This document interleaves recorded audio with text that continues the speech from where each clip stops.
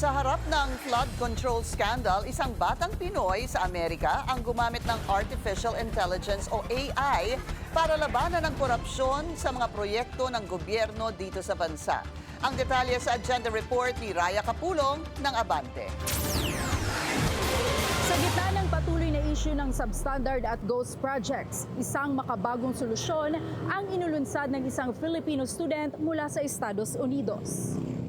Sa programang FYI sa Abante, aming nakapanayam ang 17 years old na si Gian Alingog, isang computer science awardee mula sa Ateneo de Manila University at National Silver Medalist. Nakasalukuyang nag-aaral sa University of California at siyang utak sa likod ng of Tech. Ang of Tech ay isang volunteer organization na gumagamit ng artificial intelligence para suriin ang kalidad at antas ng completion ng mga pampublikong construction project. I was speaking to my father a few months ago about these construction projects, especially yung flood control.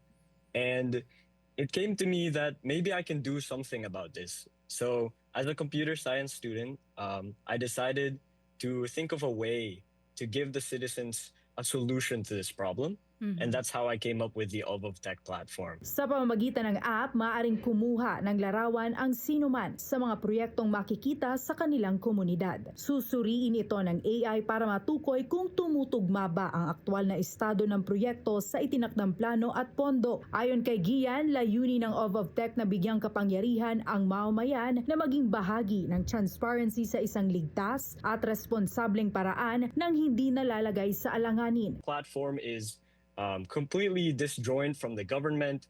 All our information we plan for it to be completely crowdsourced. And so that's really the key aspect of the project. It's for the citizens, by the citizens. It will be our responsibility to keep everybody in touch and hold the government accountable. Sa structured reporting at malinaw na datos, nagiging mas informed ang komunidad at mas napapalakas ang pananagutan ng mga institusyon. Sa huli, panawagan ni Gian ang mas malawak na suporta at partisipasyon ng publiko para lalo pang mapalawak ang of Tech, hindi lamang bilang isang platform kundi bilang isang kilusan para sa transparency, pananagutan at tapat na pamamahala. As for my message to the Filipino youth, I would just say that if there's something that you think can change today, you should be the change that you want to see. No matter how young you are, you can be that person, and it just takes yourself and you can do it. Para sa of Tech, ang tunay na accountability ay nagsisimula sa kaalaman at pakikilahok ng mamayan.